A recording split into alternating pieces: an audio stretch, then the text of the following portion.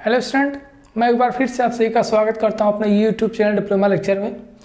तो आज हम बात करने वाले हैं classification and identification of soil के नेक्स्ट पार्ट के बारे में, जिसमें हम बात करेंगे पार्टिकल साइज डिस्ट्रीब्यूशन कर्व के बारे में। इसके पहले हमने क्या पढ़ा लेक्चर फर्स्ट में, इसके पार्ट फर्स्ट में हमने पढ़ा कि पार्टिकल साइज डिस्ट्रीब्यूशन को किस मेथड्स द्वारा कैसे करते हैं। तो उसमें हमने दो मेथड्स के बारे में पढ़ा। एक हमने सीव एनालिसिस के बारे में पढ़ा। क्या सीव एनालिसिस। नेक्स्ट हमने क्या पढ़ा, सेडिमेंटेशन एनालिसिस। सेडिमेंटेशन एनालिसिस, दो विश्लेषण के बारे में हमने पढ़ा, सीव एनालिसिस और सेडिमेंटेशन एनालिसिस, जिसमें हमने इसको हमने दो पार्ट में डिवाइड किया, फाइन सीव एनालिसिस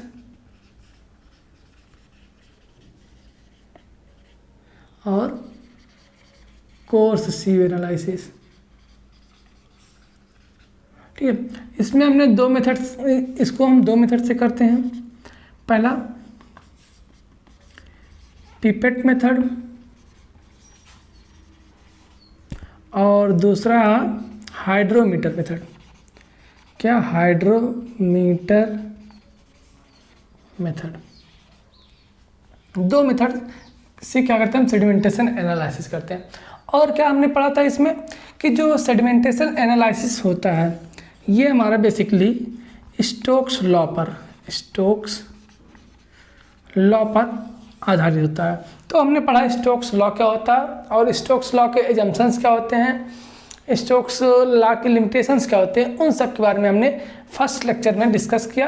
अगर अभी तक आपने फर्स्ट लेक्चर को नहीं देखा तो डिस्क्रिप्शन बॉक्स में प्लेलिस्ट का लिंक दिया गया है, वहाँ से आप फर्स्ट लेक्चर को देख सकते हैं या फिर आई बटन पर क्लिक करके आप इसके लेक्चर पार्ट फर्स्ट को देख सकते हैं। ठीक है, आज हम बात करेंगे। तो हमने एनालिसिस कर लिया, अलग अलग पार्ट में डिवाइड कर लिया कि हाँ इस मिट्टी में इस साइज़ के जो है कण है। जैसे हमने कोई सॉइल सैंपल लिया, इसमें हमने क्या किया, जब ये एनालिसिस हमने किया तो हमें क्या पता चला कि इसमें 2 mm, 1 mm, 600 micron, 300 micron, 150 micron और 75 माइक्रोन और इसमें 0.002 mm के कण हैं। ठीक है, इतने साइज के कण हैं। तो इसको हम क्या कर, कैसे पता चलेगा अगर हमको किसी को बताना हो कि इसमें कितने से सॉइल सैंपल हमने किसी को दे दिया, अब उसको हम कैसे बताएंगे कि इसमें किस किस साइज के कण है। तो उसके लिए क्या किया हमने, एनालिसिस करने के बाद एक कर्व खींच लिया जिसके बेसिस पे हम बता सकते हैं कि हाँ इसमें इस साइज के कण हैं। तो उसी कर्व को क्या बोलते हैं, पार्टिकल साइज डिस्ट्रीब्यूशन कर्व, कण परिमाप विश्लेषण वक्र, जिसको हम हिंदी में बोलते हैं। ठीक है, तो ये क्या होता है, कण परिमाप विश्लेषण वक्र क्या होता है बेसिकली, इसको हम देख लेते हैं। हम शुरू करते हैं आज के लेक्चर को।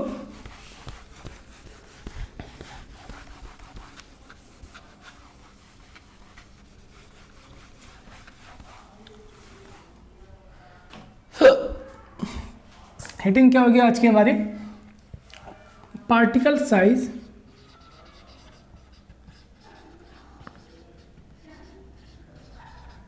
डिस्ट्रीब्यूशन कर्व, कण परिमाप विश्लेषण, हाँ कण परिमाप विश्लेषण कर्व या फिर कण परिमाप वितरण, डिस्ट्रीब्यूशन मतलब वितरण, कण परिमाप वितरण वक्र इसको हम बोलते हैं। अब ये क्या होता है, इसको हम देख लेते हैं कि मिट्टी के किसी नमूने मतलब सैंपल, स्पेसिमेन, ठीक है, नमूना मतलब सैंपल या फिर स्पेसिमेन बोल सकते हैं, कि मिट्टी के किसी नमूने का पूरा जो मैकेनिकल एनालिसिस हम यांत्रिक विश्लेषण करते हैं, जो हमने सीव एनालिसिस और फिर सेडिमेंटेशन एनालिसिस किया, उसको करने के पश्चात जो प्राप्त कणों के परिमाप होते हैं उसको हमने एक कर्व में प्रदर्शित कर दिया, जिसको हम कण परिमाप वितरण कर्व बोल देते हैं। ठीक है, इसको हम लिख देते हैं। ठीक है,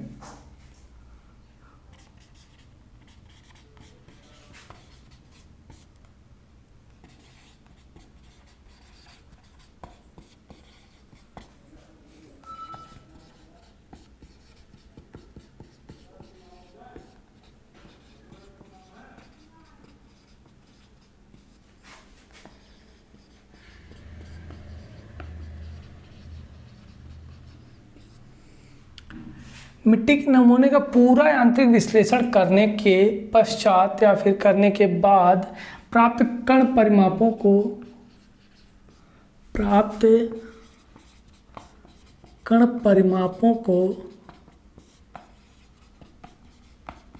एक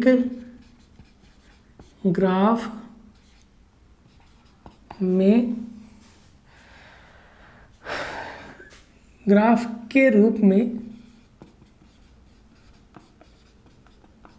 चित्रित करते हैं या फिर प्रदर्शित करते हैं, जिसे कण परिमाप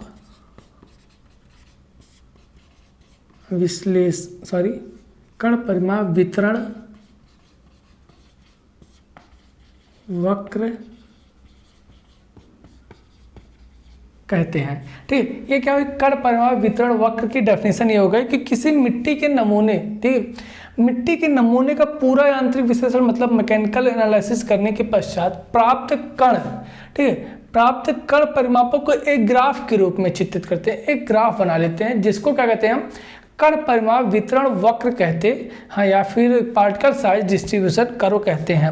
मृदा में उपस्थित विभिन्न कणों को, ठीक है, मृदा में जो उपस्थित विभिन्न कणों के वितरण का ग्राफ पेपर एक वक्र द्वारा दर्शाया जाता है। यह ग्राफ निम्न दो राशियों के बीच में खींचा जाता है। किसके किसके बीच में, ठीक है, यह वक्र निम्न दो राशियों के मध्य खींचा जाता है। एक वाई एक्सिस होता है और एक हमारा एक्स एक्सिस होता है। तो एक वाई एक्सिस पे रहेगा, एक एक्स एक्सिस पे रहेगा। ठीक है, वाई एक्सिस पे क्या रहता है हमारा, परसेंटेज फाइनर, जिसको हम परसेंटेज एन से, और इस पे डी पार्टिकल साइज। पहला क्या हो जाएगा, कण परिमाप,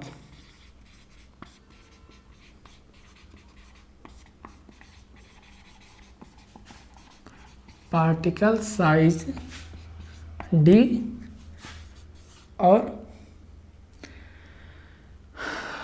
प्रतिशत सूक्ष्म कणों का प्रतिशत, सूक्ष्म कणों का प्रतिशत मतलब परसेंटेज फाइनर, जिसको हम परसेंटेज एन लिखते हैं। ठीक है, इन दोनों के बीच में क्या करते हैं, ये जो हमारा कण परिमाप वितरण वक्र पार्टिकल साइज डिस्ट्रीब्यूशन वक्र होता है, ये दो क्या करते हैं, दो राशियों के मध्य खींचते हैं। पहला डी और दूसरा परसेंटेज फाइनर। जो हमारा डी कण परिमाप होता है, जो साइज ऑफ पार्टिकल्स होता है, उसको क्या करते हैं हम एक्स एक्सिस पे प्रदर्शित करते हैं, और जो क्या होता है हमारा सूक्ष्म कणों का प्रतिशत होता है परसेंटेज फाइनल, उसको हम वाई एक्सिस पर प्रदर्शित करते हैं। ठीक है, तो ये कुछ जानकारी हुई लिखने के लिए।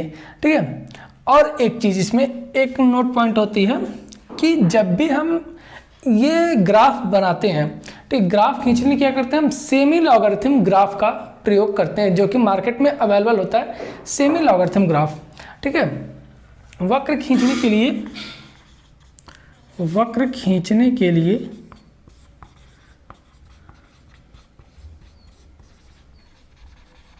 सेमी लॉगरिथमिक ग्राफ का प्रयोग करते हैं। ठीक है, एक मिनट आप रोकेंगे। हाँ, तो क्या किया हमने कि वक्र को खींचने के लिए हम सेमी लॉगरिथमिक ग्राफ का यूज करते हैं। सेमी लॉगरिथमिक ग्राफ हम आपको खींच के बताएंगे आगे। ठीक, जब हम आइडेंटिफिकेशन करेंगे, इसमें कुछ आपके आएगा जब, तो वहाँ पे हम बताएंगे आपको कुछ चीज़ें। तो वहाँ पे हम बताएंगे सेमी लॉगरिथमिक ग्राफ क्या होता है। ठीक है, अभी बेसिकली आप जान लीजिए कि सेमी लॉगरिथमिक ग्राफ क्या करते हैं, इसको हम खींचते हैं। जब हम एक ग्राफ आपको खींच के बताएंगे, एक graph, semi logarithmic graph basically क्या होता है, एक पे जब हमको बहुत बड़ी संख्या प्रदर्शित करनी होती है, दूसरे पे छोटी संख्या, तो वहाँ पे हम सेमी लॉगरिथमिक ग्राफ का प्रयोग करते हैं। जैसे क्या हुआ, ये हमारा इस पर कुछ हमको 100, 200, 300, 400 या फिर 1000 में कुछ शो करनी है, और इस पर 1, 2, 3, 4, 5, 6 ऐसे शो करना होता है। तो क्या करते हैं हम यहाँ पे सेमी लॉगरिथमिक ग्राफ का यूज करते हैं। ठीक है, तो ये कुछ क्या हुआ, नोट पॉइंट हुआ जो हमें पार्टिकल साइज डिस्ट्रीब्यूशन कर्व में अगर आता है लिखने को तो लिखना होता है। उसके बाद फिर अब हम ग्राफ कैसे खींचते हैं। ठीक है, हमारी कई प्रकार की सॉइल्स होती हैं। जब हम क्या करते हैं उसको साइज के बेसिस पे, पार्टिकल के साइज के बेसिस पे अलग अलग पार्ट में डिवाइड करते हैं। तो बेसिकली हमारे जो सॉइल्स होती हैं वो डिफरेंट टाइप्स की होती हैं। हम बात कर लेते हैं जिसमें, ठीक है, आप इसका स्क्रीनशॉट ले लिए होंगे आई होप।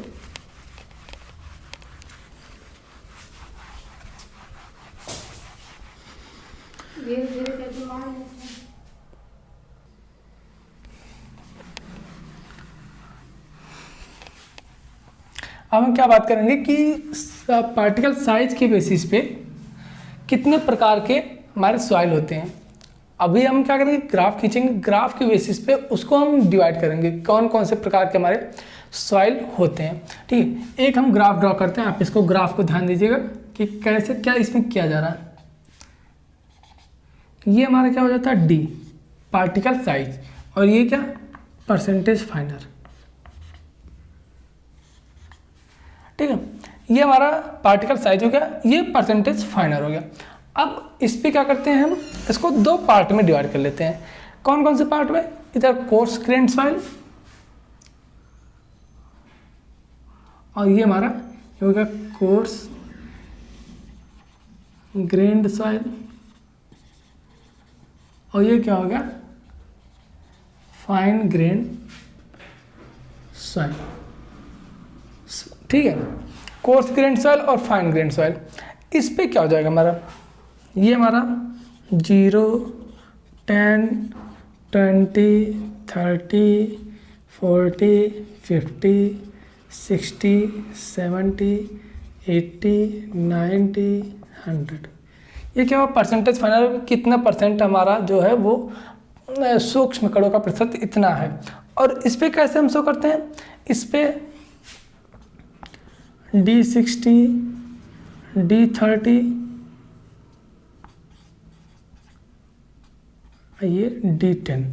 ठीक है, इस पे कुछ ऐसे, और ये क्या हो जाएगा हमारा, ये हमारा log 0.075 mm।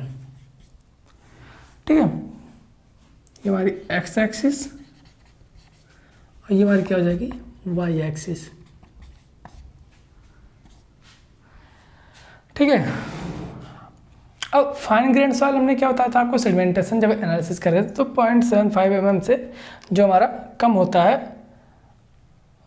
ठीक, तो ये क्या किया हमने, दो पार्ट में इसको डिवाइड कर लिया, एक कोर्स ग्रेन सॉइल और दूसरा फाइन ग्रेन सॉइल। अब क्या करेंगे, ये D60 अभी हम बताते हैं क्या होता है। पहले हम ग्राफ जो था हमारा ड्रॉ कर लेते हैं। D10 मतलब 10%, ये कुछ हिस्सा। D30 ये हमारा हो जाएगा, और D60 हमारा वैसे हो जाएगा। ठीक है, अब हम ग्राफ को ड्रॉ करते हैं। ये कुछ ग्राफ को हम इस तरह से ड्रॉ कर लेते हैं। फिर क्या करते हैं हम,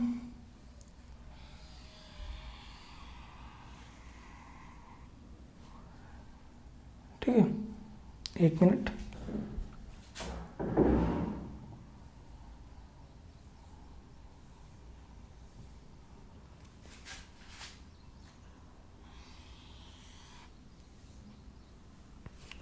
ठीक है। और नेक्स्ट हमारी कैसी हो जाएगी, ये हमारी हो जाएगी, ठीक है, कुछ इस तरह से। और नेक्स्ट हमारी क्या हो जाएगी, ऐसी हो जाएगी। इसको हम और आगे बढ़ा देते हैं। ठीक है, अब देखते हैं कि इसको ग्राफ नंबर ए बोल देते हैं, बी, सी और डी। अब इसमें क्या आपको पता चल रहा है, ए में क्या पता चल रहा है कि जो ए में है क्या है, इसमें कुछ जो ये कुछ थोड़ा सा ग्राफ ऐसे बनेगा, 1 minute.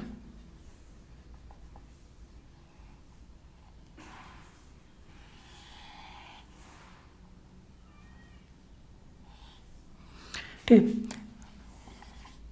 Graph number A B C D, 4 प्रकार के हमने ग्राफ को बना दिया। पहला ए नंबर ग्राफ क्या प्रदर्शित कर रहा कि ये लाइन कुछ दूरी पे क्या कर रहे हैं, आप देख रहे हैं स्ट्रेट है, इतनी दूरी पर ये लाइन क्या है, ये स्ट्रेट लाइन है। एक स्ट्रेट लाइन का क्या मतलब, इसमें जो सॉइल पार्टिकल्स हैं वो इतनी दूरी के पार्टिकल, वो सेम साइज के पार्टिकल है, इतनी दूरी तक ये सेम साइज के पार्टिकल है। और इसमें देख रहे हैं कि लगभग इसमें सभी साइज के पार्टिकल आपको दिखाई दे रहे हैं। और इसमें क्या है, ये कुछ साइज के पार्टिकल आपको गायब दिखाई दे रहे हैं, और ये भी आपको लगभग सब साइज के पार्टिकल इसमें भी दिखाई दे रहे हैं। तो मतलब क्या कर रहा है कि ये 4 प्रकार के हमारे क्या होते हैं, इसमें सॉइल होते हैं। पहला क्या होगा हमारा, यहाँ पे हम लिखते हैं पुअरली ग्रेडेड सॉइल। दूसरा क्या हमारा होता है, well graded soil.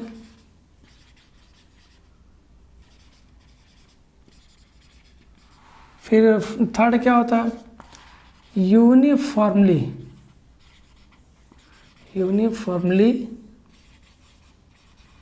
Graded soil. और फोर्थ नंबर क्या आता है हमारा, poorly graded, well graded, uniformly graded और गैप ग्रेडेड।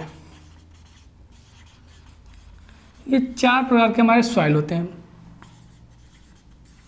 ठीक है, तो हम देखते हैं पुअरली ग्रेडेड सॉइल क्या होता है कि जब मृदा में किसी विशेष परिमाप के कण, ठीक है, जब सॉइल में किसी विशेष परिमाप के कण, जैसे हम विशेष परिमाप को भी मान लेते हैं, जैसे 2 mm मान लेते हैं कि 2 mm के जो कण हैं सॉइल सैंपल में, वो क्या कर रहे हैं, उनकी अधिकता ज़्यादा, बाकी जो हैं वो कम है, वो क्या होता है हमारे पुअरली ग्रेडेड सॉइल हो जाते हैं।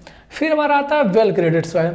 वेल ग्रेडेड सॉइल क्या होता है, वेल मतलब अच्छा, वेल मतलब अच्छा, ऐसे सॉइल सैंपल जिसमें लगभग सभी प्रकार के पार्टिकल साइज के सॉइल अवेलेबल होते हैं,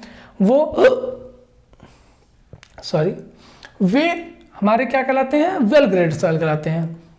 फिर हमारा होता है uniformly graded soil. Uniformly graded soil क्या होता है, जिसमें अधिकांश कण एक ही साइज के होते हैं। जैसे जो हमारा पुअरली ग्रेडेड लगभग सेम वही हमारा यूनिफॉर्मली ग्रेडेड, समवर्गीय मृदा कहते हैं इसको, समवर्गीय मृदा कहते हैं इसको। ठीक है, तो एक ही साइज के पार्टिकल, अधिकांश कण जो होते हैं एक ही साइज के होते हैं, वे हमारे यूनिफॉर्मली ग्रेडेड सॉइल कहलाते हैं। फिर gap graded soil. Gap graded soil में होता है हमारा कि कुछ साइज के पार्टिकल्स जो होते हैं वो सॉइल सैंपल में होते ही नहीं है। जैसे मान लेते हैं, ये मान लेते हैं कुछ 4.75 mm, 2 mm, 1 mm, 600 माइक्रोन मान लेते हैं, ये हमारे सॉइल के पार्टिकल्स। इसमें मान लेते हैं 2 mm गायब है, 2 mm के कण इसमें है ही नहीं। 4.7 के बाद डायरेक्ट 1 mm के कण है, 2 mm के कण है ही नहीं। तो ये क्या हमारे गैप ग्रेडेड सॉइल कहता है कि मतलब एक जो 2 mm का सॉइल है वो गैप है, वो है ही नहीं, वो हमारे गैप ग्रेडेड सॉइल कहते हैं। ठीक है, अब हम देखते हैं कि ये जो curve number A B C D है, ये क्या कहता है। जो कर्व नंबर ए है, कर्व नंबर ए है, ये क्या कहता है कि सॉइल जो है वो पुअरली और यूनिफॉर्मली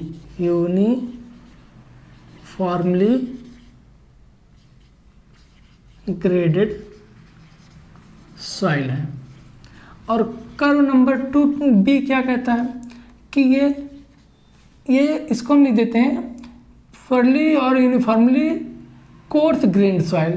ठीक है, इसको हम लिख देते हैं course grand soil, course grand soil. क्योंकि ये कोर्स ग्रेन सॉइल का पार्ट है। फिर दूसरा क्या कह रहा है बी, इसमें लगभग सभी प्रकार के सॉइल, तो ये क्या हो जाएगा वेल कोर्स ग्रेन सॉइल। ठीक है, क्या well graded coarse grain soil, well graded coarse grain soil. और कर्व बी क्या कहता है, कर्व सी कि गैप ग्रेडेड सॉइल, इसमें कुछ साइज के पार्टिकल्स है ही नहीं, तो ये क्या हो जाएंगे हमारे gap graded coarse grain soil. और कर्व नंबर डी क्या कहता है, कर्व नंबर डी क्या कहता है कि well graded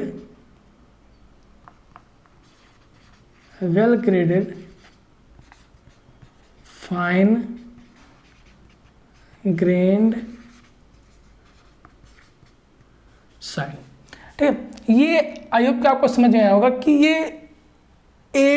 curve B, curve सी और कर्व डी का मतलब, कर्व ए क्या कहता है कि ये पुअरली ग्रेडेड सॉइल है। अगर इस तरह का कर्व आपको कहीं, अगर आप बाई चांस जाते हैं साइट पे, वहाँ पे मिट्टी का काम चल रहा है और आपको दे दिया गया उसमें इस प्रकार का कुछ कर्व बना हुआ है, ठीक है, तो वहाँ पे आप समझ जाएंगे कि ये क्या होगा पुअरली ग्रेडेड सॉइल है, ये हमारे काम करने लायक नहीं है, तो इसको हम काम में नहीं लेंगे। अगर कुछ इस तरह का कर्व हमको दिख रहा है या फिर इस तरह का कर्व दिख रहा है, तो ये क्या हो जाएगा हमारा, तो ये हमारा वेल ग्रेडेड सॉइल हो जाएगा। फिर अगर इस तरह कुछ दिख रहा है तो ये हमारा गैप ग्रेडेड सॉइल हो जाएगा कि इसमें कुछ कण जो साइज हैं, कण के साइज है वो उस साइज के कण इसमें है ही नहीं, तो ये हमारा वेल ग्रेडेड, ये हमारा गैप ग्रेडेड, और ये पुअरली या फिर यूनिफॉर्मली ग्रेडेड, ये कोर्स ग्रेन का हो गया, ये फाइन ग्रेन का हो गया, well graded fine grain soil. ठीक है, आई होप कि ये आपको समझ में आया होगा। ये poorly graded soil, well graded soil, uniformly graded soil, gap graded soil. Poorly graded soil का मतलब इसमें कुछ कण की मात्रा जो है वो ज़्यादा है। फिर वेल ग्रेडेड सॉइल सभी पार्टिकल के जो कण हैं वो अवेलेबल है। फिर यूनिफॉर्मली ग्रेडेड सॉइल कि इसमें अधिकांश कण एक ही साइज के हैं। और गैप ग्रेडेड सॉइल कुछ कण के पार्टिकल्स इसमें है ही नहीं, कुछ साइज के कण पार्टिकल्स इसमें है ही नहीं। ठीक है, ये हमारे curve A, curve B, curve C, curve D. I hope कि आपको समझ में आ गया होगा। आप चाहे तो स्क्रीनशॉट ले सकते हैं, फिर हम आगे बढ़ते हैं। ठीक, आई होप कि हो गया होगा। आई होप कि आपको इधर दिख रहा होगा सारी चीज़ें। ठीक है, हाँ ठीक है।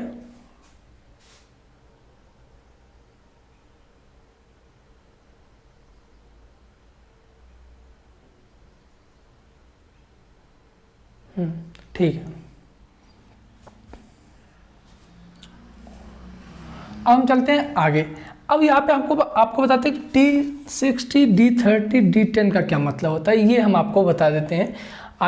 हम आपको समझ नहीं आ रहा, पहले जब हम पढ़ रहे तो हमको भी नहीं समझ आता कि D60, D30, D10 का क्या मतलब है भाई, ये क्यों लिख रहे हैं 30, 20 और मतलब 60, 10 क्यों नहीं लिख रहे हैं, D30, D60 और D10 क्यों लिख रहे हैं, इसका मतलब हम बताते हैं आपको।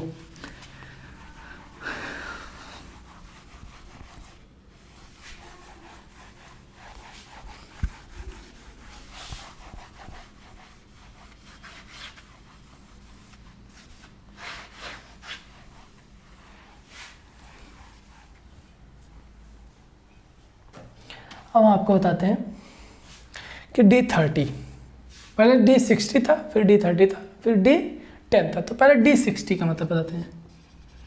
D60 का अर्थ है कि मृदा के कण का वह व्यास, क्या मृदा के कण का वह व्यास, मृदा के कण का वह व्यास जिससे सूक्ष्म कणों का मान मृदा के कुल भार का, D60 का अर्थ मृदा के कण का वह व्यास है या फिर वह परिमाप बोल सकते हैं जिससे या फिर जिसमें सूक्ष्म कणों का मान मृदा के कुल भार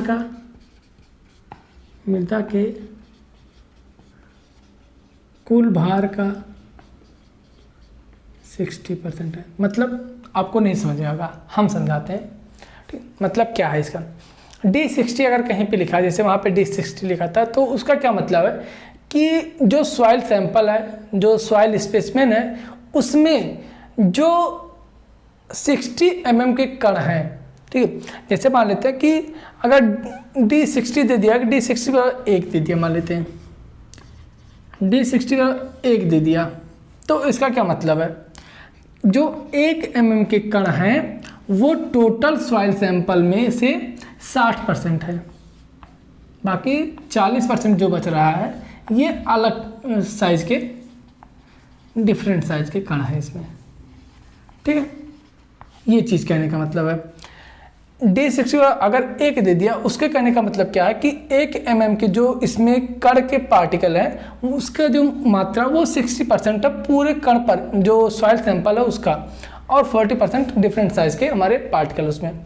ऐसे D30 का क्या मतलब है, सेम ही D30 और D10 का भी मतलब हो जाएगा। D30 क्या, D30 का अर्थ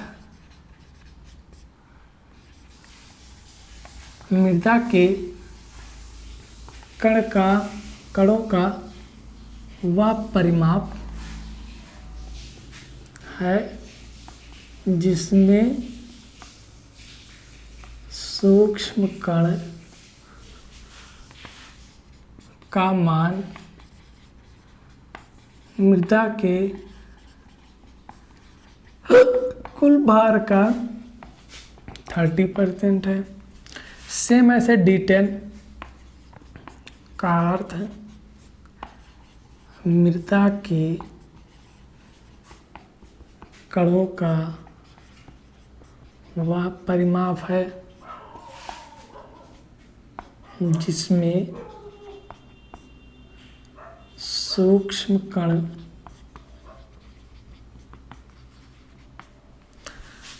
कणों का मान मृदा के कुल भार का 10% है।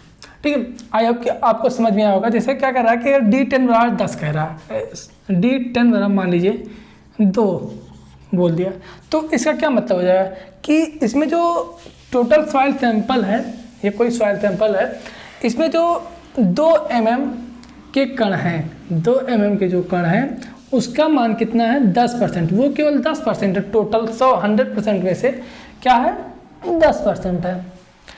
अगर D10 लिखता है, ऐसा D30 लिखता है तो 30% हो जाएगा इसका मान, 2 mm का मान। ऐसा D60 लिखता है तो जो हमारा 2 mm का जो क्या कहते हैं पार्टिकल साइज है वो 60% है।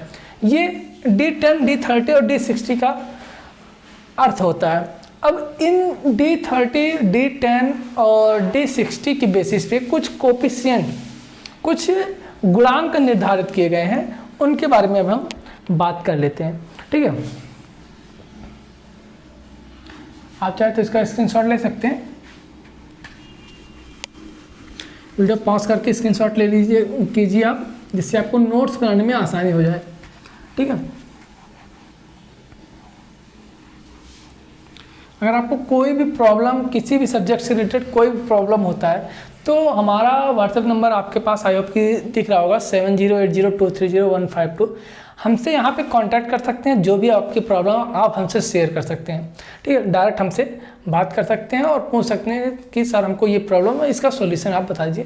तो हमको टाइम मिलते ही हम आपको सॉल्यूशन देने की पूरी कोशिश करेंगे। ठीक है, इसलिए आप हमेशा कॉन्टैक्ट में हमसे बने रहिए। और अगर आपको कोई छोटा दिक्कत होता है तो आप कमेंट बॉक्स में कमेंट कर सकते हैं वीडियो के नीचे, वहाँ से आपको जवाब मिल जाएगा।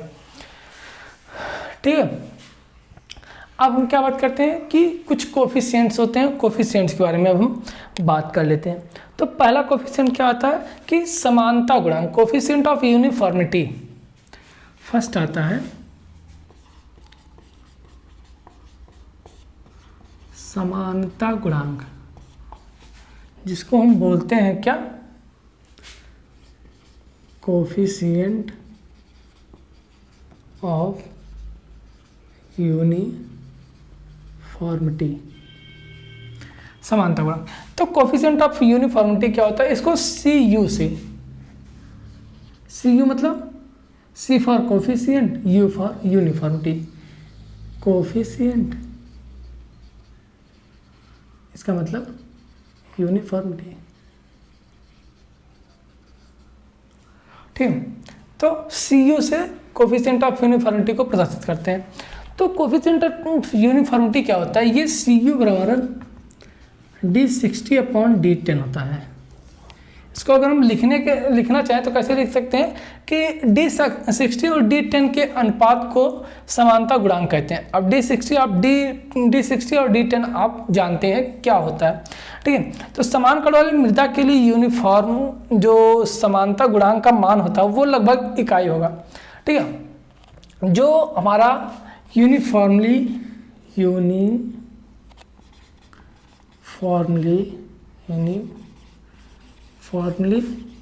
ग्रेडेड सॉइल होगा, इसके लिए CU बराबर 1 होगा, ठीक है।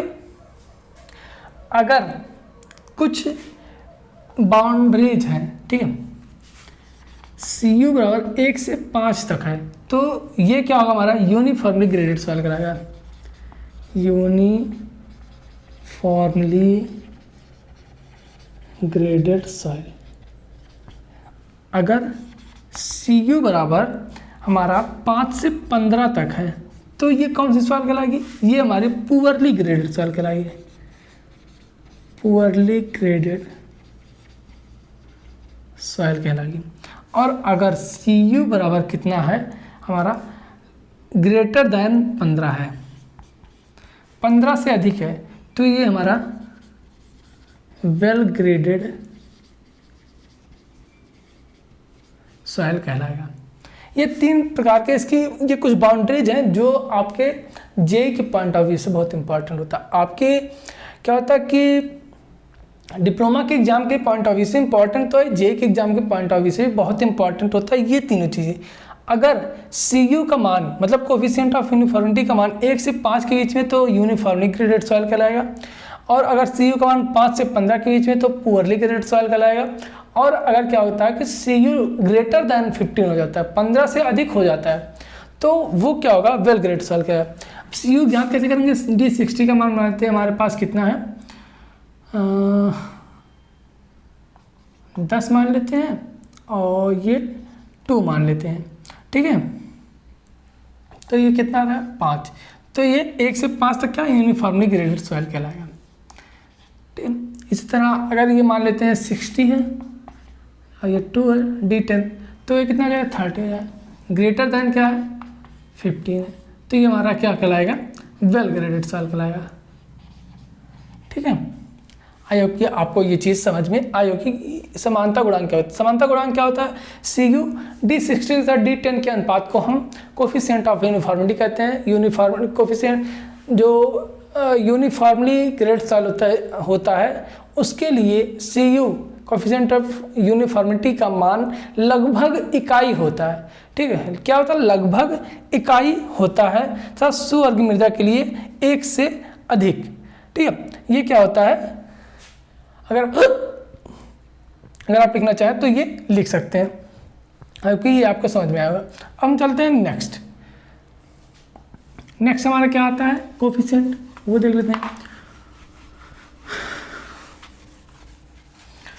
वक्रता गुणांक, कोफिशिएंट ऑफ कर्वेचर। क्या कोफिशिएंट ऑफ कर्वेचर, ये क्या होता है, वक्रता गुणांक। अब इसके बारे में बात कर लेते हैं।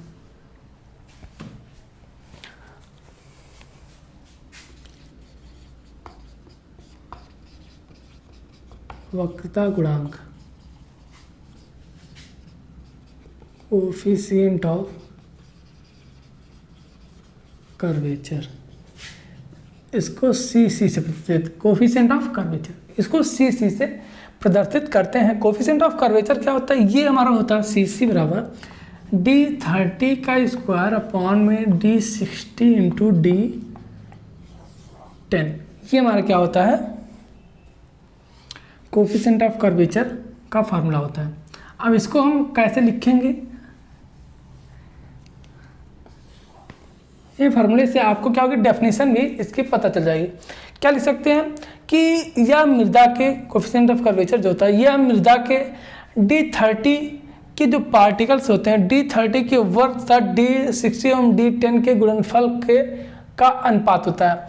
या फिर बोल सकते हैं कि D30 के वर्ग के तथा D30 के वर्ग के तथा D60 एवं D10 के गुणनफल के अनुपात को हम कोफिशिएंट ऑफ कर्वेचर वक्रता गुणांक बोल देते हैं। ठीक है, अब इसके लिए भी कुछ लिमिटेशंस हैं। क्या लिमिटेशंस है, if C C is less than 1, तो ये क्या हो जाएगा, ये हमारा पुअरली ग्रेडेड सॉइल हो जाएगा, पुअरली ग्रेडेड सॉइल। और if C C is equal 1 to 3, 1 से 3 तक है, तो ये हमारा वेल ग्रेडेड सॉइल हो जाएगा, वेल ग्रेडेड सॉइल हो जाएगा। और इफ सी सी का मान जो है वो ग्रेटर देन 3 है, तो ये क्या हो जाएगा, ये हमारा वेल ग्रेडेड सैंड हो जाएगा, well graded sand, sand means बालू। और अगर सी सी का मान ग्रेटर देन 6 हो जाता है, सी सी का मान ग्रेटर देन 6 हो जाता है, 1 मिनट,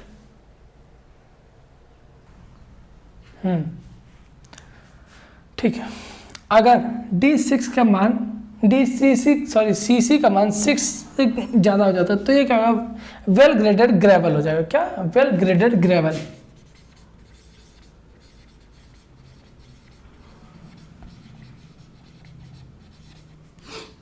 ठीक है, ये हुआ हमारा कि coefficient of curvature. Coefficient of curvature आयो कि आपको समझ में आ गया होगा। ये दो हमारे क्या होते हैं, कोफिशिएंट आते हैं, D60, D30 और D10, जो हमारे कर्व में दिए होते हैं, पार्टिकल साइज कर्व में D60, D10 और D30 के बेसिस पे। ये तीन हमारे क्या होते हैं, दो कोफिशिएंट होते हैं, एक कोफिशिएंट ऑफ यूनिफॉर्मिटी, दूसरा कोफिशिएंट ऑफ कर्वेचर। ये एग्जाम के पॉइंट ऑफ व्यू से बहुत इंपॉर्टेंट है। ये अधिकतर आपसे टिप्पणी करने के लिए पूछ लिया जाता है, या फिर बोल देता है आपसे पूरा पूछ लेगा, पार्टिकल साइज डिस्ट्रीब्यूशन कर्व ही पूरा पूछ लेगा, तो वहाँ पे आपको ये भी उसमें बताना पड़ेगा। ठीक है, आई होप कि आपको समझ में आ गया होगा कि ये यूनिफॉर्मिटी कोफिशिएंट और कर्वेचर कोफिशिएंट क्या होता है। अब हम नेक्स्ट चलते हैं। नेक्स्ट जो हमको पढ़ना है, ये क्या होता है, इस पे बेसिस करके क्वेश्चंस भी आते हैं। आपको D30, D60 और D10 का मान दे देगा और कोफिशिएंट ऑफ कर्वेचर पूछ लेगा। ठीक है, तो बहुत इजी होता है क्वेश्चन, आपको डरने की ज़रूरत नहीं क्वेश्चन से। ठीक है, अब नेक्स्ट जो टॉपिक है हमारा, वो बहुत ही इम्पॉर्टेंट, वो कंफर्म होता है। अगर आपका तैयार तो 5 नंबर 10 नंबर आपका कंफर्म है एग्जाम में, कोई दिक्कत नहीं होगी, कोई नहीं लेके जा सकता अगर वो चीज़ आपका कंफर्म है। जो नेक्स्ट टॉपिक है, नेक्स्ट टॉपिक आप गेस कर सकते हैं क्या है, तो अब हम चलते हैं।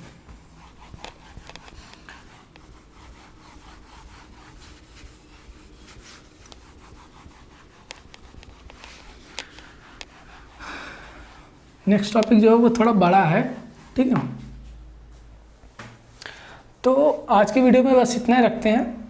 ठीक है, नेक्स्ट टॉपिक थोड़ा बड़ा है तो उसके लिए अलग वीडियो बनाएंगे।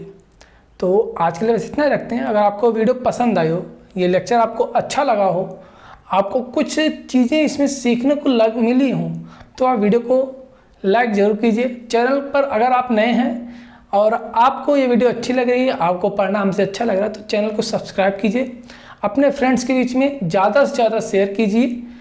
ठीक है, तो आज के लिए बस इतना रखते हैं। मिलते हैं आपसे नेक्स्ट वीडियो में नेक्स्ट टॉपिक के साथ। हम टॉपिक बात कर लेंगे, क्या है नेक्स्ट टॉपिक, कंसिस्टेंसी।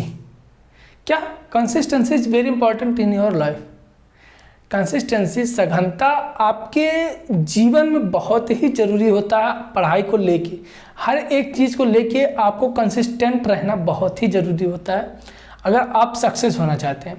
ठीक है, तो नेक्स्ट हमारा जो टॉपिक है इसी बेसिस है कंसिस्टेंसी ऑफ सॉइल। जो नेक्स्ट हमारा टॉपिक है कंसिस्टेंसी ऑफ सॉइल। यहाँ पे हम पढ़ेंगे अटरबर्ग्स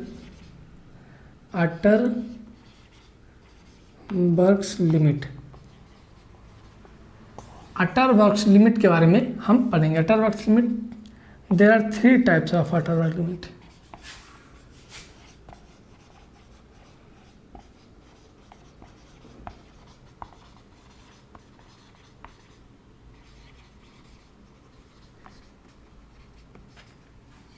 ठीक है, कौन कौन से अटरबर्ग लिमिट क्या होती है? हमारी 3 होती हैं। कौन कौन से? Shrinkage limit, shrinkage limit, next plastic limit, और next liquid limit. Liquid limit, बस ये क्या करेंगे हम नेक्स्ट वीडियो में इनके बारे में अच्छे से पढ़ेंगे, पूरा डिटेल में पढ़ेंगे। तो आज के लिए बस इतना रखते हैं, नेक्स्ट वीडियो में जानेंगे कि ये क्या होते हैं, कैसे ये फाइंड आउट किए जाते हैं। ठीक है, तो मिलते हैं आपसे नेक्स्ट वीडियो में, तब तक के लिए धन्यवाद, थैंक यू।